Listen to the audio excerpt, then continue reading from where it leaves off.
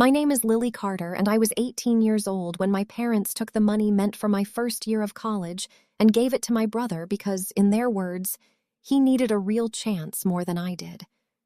It happened exactly 7 days before I was supposed to move into my dorm.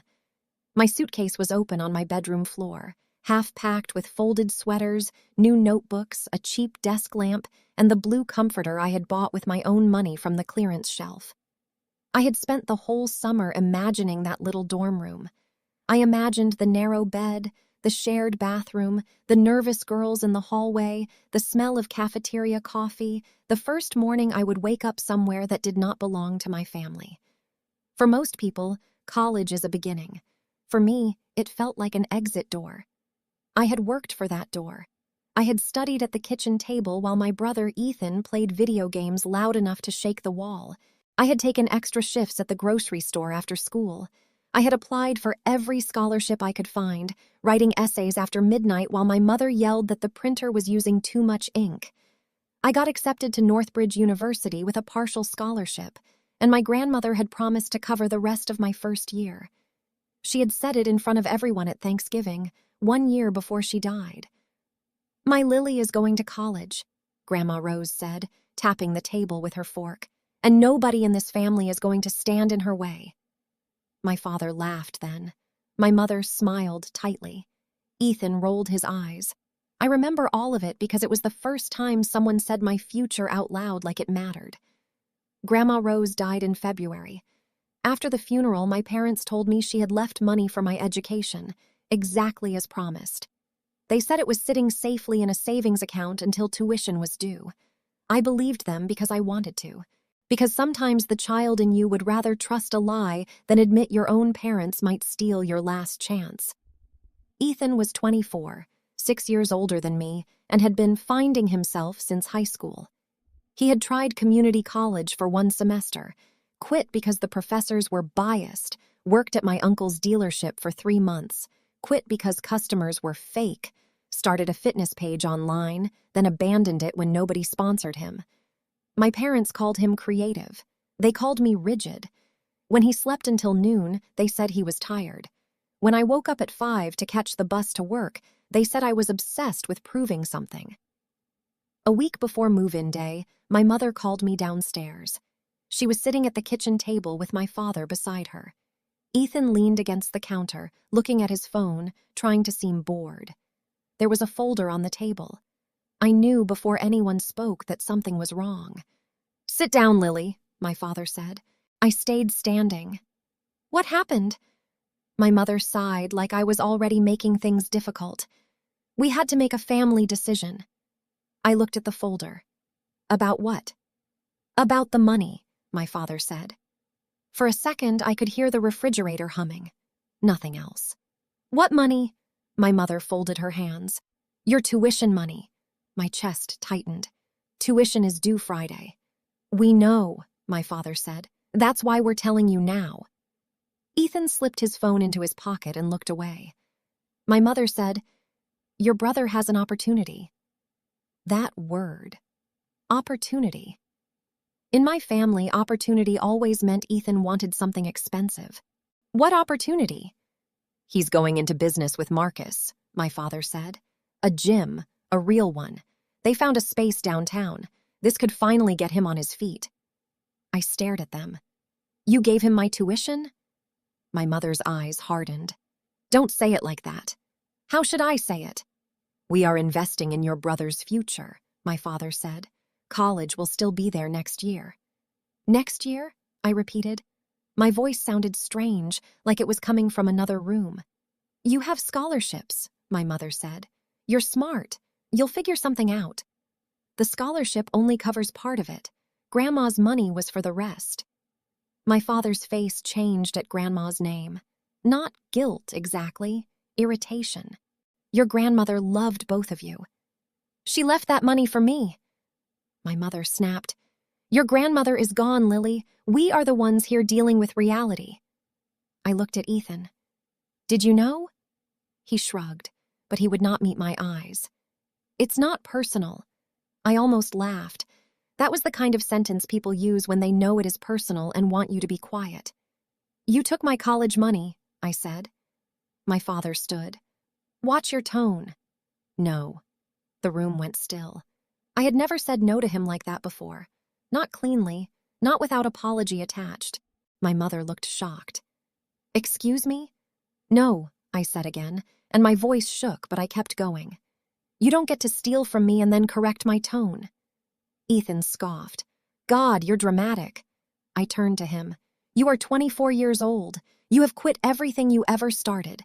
And now you're taking money from a dead woman's promise to an 18-year-old girl because mom and dad are still pretending your next idea will turn you into someone responsible. His face went red. My father slammed his hand on the table. Enough! I flinched. I hated that I flinched. He saw it and lowered his voice, which was worse. You will not disrespect this family because we chose to help your brother. You didn't help him, I said. You sacrificed me. My mother stood too. Maybe if you cared about family instead of running away to feel superior, you would understand. That one landed deep because the truth was, I was running away. Not because I felt superior, because I was tired of being the child they could always take from. I went upstairs without another word. I closed my bedroom door, sat on the floor beside my half-packed suitcase, and stared at the new notebooks until the lines blurred. My college portal still showed the unpaid balance. If it was not paid by Friday, my enrollment would be deferred. My dorm assignment would be released. My scholarship could be reviewed. Everything I had worked for would become a maybe. I called the financial aid office the next morning. The woman on the phone was kind, which made it worse. She said there were emergency loans, but I needed a parent's signature because I was still considered dependent.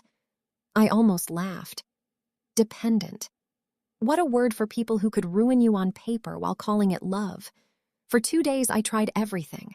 I emailed the university. I called scholarship offices. I picked up extra shifts. I asked my manager if payroll advances were possible. They weren't. I sold my old laptop, my bike, the gold bracelet Grandma Rose had given me when I turned 16. That hurt most. I stood in the pawn shop holding it in my palm, remembering Grandma fastening it around my wrist and saying, "For the day you forget you're precious." I got $180 for it.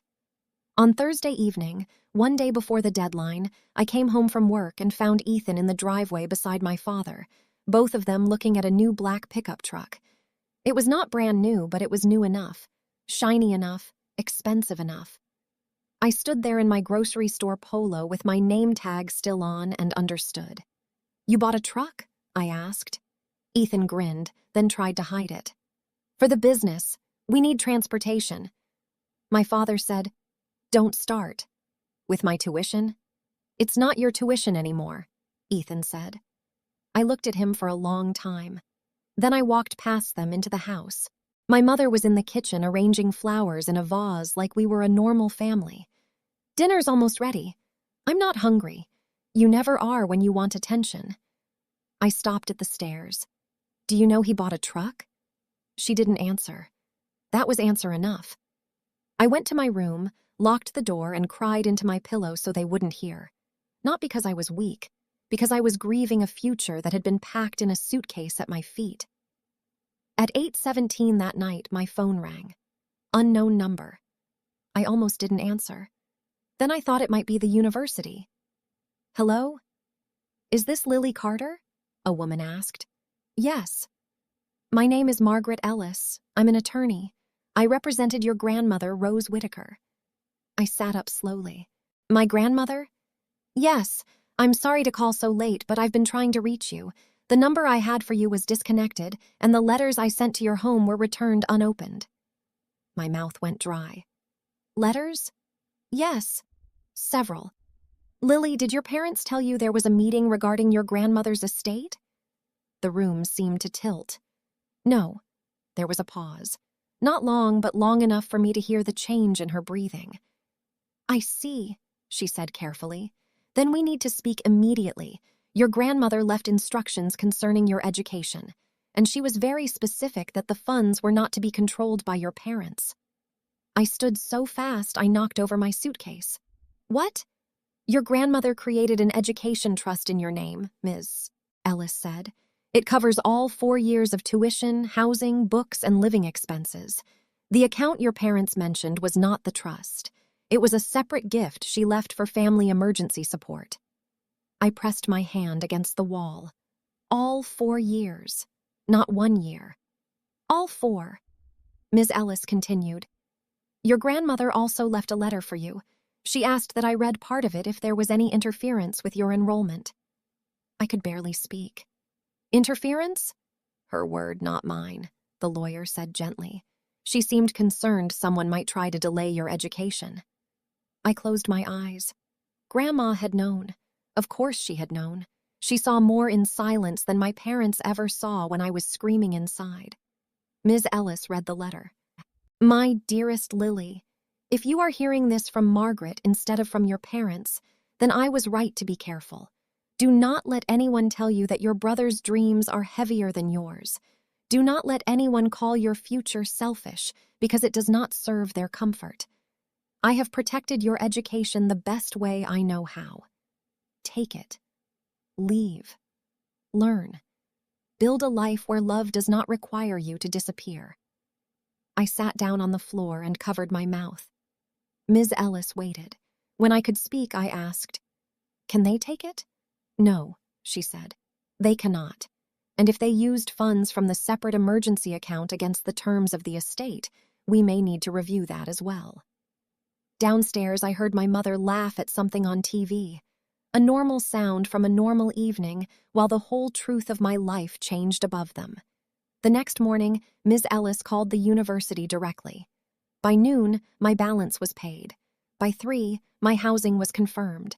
By 5, I had electronic copies of the trust documents and a scanned letter in Grandma's handwriting that I read until the words felt carved into my chest. At dinner, my parents acted like nothing had happened. Ethan talked about the gym space. My father complained about contractor prices. My mother asked if I had calmed down enough to be reasonable. I put my fork down. I spoke to Grandma's lawyer. The table went silent. My father looked up first. What lawyer? Margaret Ellis. My mother's face drained of color. That told me she knew the name. Ethan frowned. Who? I looked at my parents. She said you returned her letters unopened. My mother recovered first. That woman was trying to confuse things. Your grandmother's estate was complicated. No, I said. It was very clear. My father's jaw tightened. Lily, this is not dinner conversation. It became dinner conversation when you gave Ethan money you said was mine and told me college could wait. Ethan leaned back. Here we go again. I turned my phone around and placed it on the table. The trust document was open on the screen. Grandma left me an education trust. 4 years, tuition, housing, books, living expenses, paid directly to the university. You had no control over it. My father stared at the phone. My mother whispered, 4 years? So she had not known everything. Good. Let the surprise hurt. Yes, I said. 4 years. Ethan's face twisted. So you're fine. Why are you still complaining? I looked at him, and for the first time I did not feel like his little sister. I felt like a witness. Because you didn't know I was fine when you took the money. You thought you were taking my only chance. He looked away. My father stood.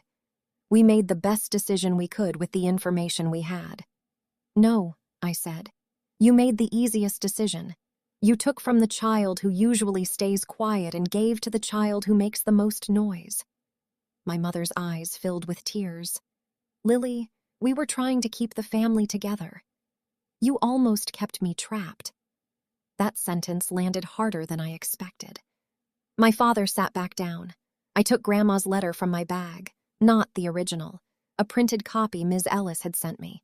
My hands shook, but my voice did not. She wrote something else, I said. She said, if your parents ask you to sacrifice your future for Ethan, remember this. Love that only flows one way is not family. It is a drain. My mother began to cry. Ethan stood, furious. Wow, so Grandma hated me? No, I said. She knew you. He flinched like I had slapped him. My father rubbed his face. What do you want from us? That question broke something small and final in me, because even then, he thought repair was about what I wanted, not what they had done. I wanted parents who would protect my future without a lawyer forcing them to, I said. But I'm leaving in 2 days, so I'll settle for the truth. No one answered, so I gave it to myself. You gave Ethan the emergency money because you believed he deserved another chance more than I deserved my first one. That's the truth. My mother whispered, I'm sorry. I believed she felt sorry. I did not believe she understood yet. My father looked at the printed letter, then at me. Does the lawyer want the money back? I almost laughed. There it was, fear finally appearing where love should have been. I don't know, I said. That depends on whether the emergency account was misused. Miss Ellis is reviewing it. Ethan slammed his chair back. I can't believe this. You're going to sue your own family over money you don't even need now? I stood too. No, Ethan, I'm going to college. What happens next is between you, Mom, Dad, and the truth. 2 days later, I left. My father offered to drive me, but I said no. Ms. Ellis arranged a car service because Grandma's trust allowed move-in expenses. My mother cried on the porch with her arms wrapped around herself. Ethan stayed inside. My father carried my suitcase to the car and stood there awkwardly, one hand on the handle after it was already loaded. I should have done better, he said. Yes, I said. He looked wounded, maybe because he expected me to soften it. I didn't. My mother hugged me too tightly. Call me when you get there. I'll text. She pulled back, crying harder. Lily, I need space, Mom. She nodded like the words hurt. They should have. The drive to Northbridge took 3 hours. I watched my town shrink behind me through the window and felt grief, anger, relief, and something that might have been freedom all moving around inside me at once. When we reached campus, the driver helped me unload. My dorm room was smaller than I imagined. The mattress was stiff. The desk had scratches. The closet door stuck halfway. It was perfect. I made the bed with my blue comforter. I put my notebooks on the desk. I taped Grandma's letter inside the top drawer where only I could see it. Then I sat on the bed and cried. Not because I was sad, but because nobody could send me back unless I chose to go. The first semester was hard. I worked harder than I ever had. I was homesick in strange ways, not for my family exactly, but for the idea that one day they might become the family I needed. My mother called too often at first. I answered once a week. My father sent short texts about weather and car maintenance. Ethan did not contact me until October when the gym deal fell apart. His message said, "Hope college was worth destroying everyone." I stared at it for a long time. Then I blocked him. In November, Ms. Ellis called again. The emergency account had been misused. My parents had signed papers claiming the money was needed for household stability, then allowed Ethan to use it for the truck and gym deposit. The estate demanded repayment, not from me, from them. My mother called that night sobbing. I let it go to voicemail. I listened later.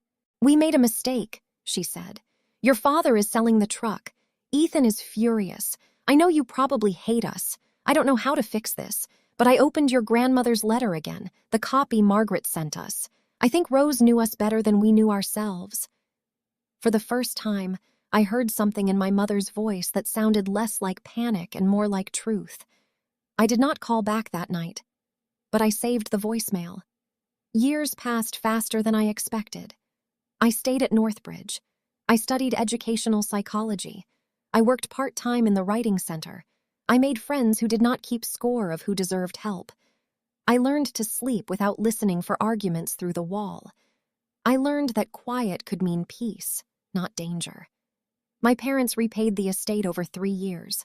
My father sold the truck. Ethan moved out after a fight so loud my mother called the police, though she never told me the details until much later.